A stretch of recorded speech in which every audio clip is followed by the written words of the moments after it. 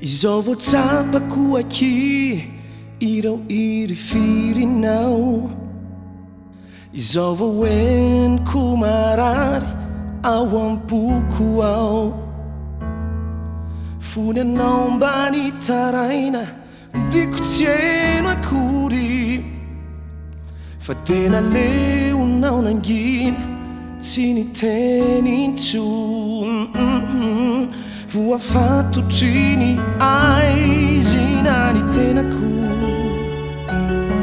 ka tsy mba nievitra zay lalana nombana. Ny omalaky tsy verina intsony, ny anio azy fifarana indray. Ny ampitsono handeha atao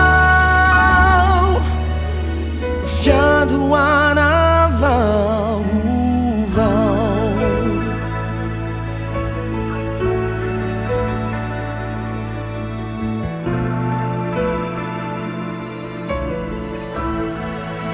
Oh, zay vao tsapako aky ireo fahorinao.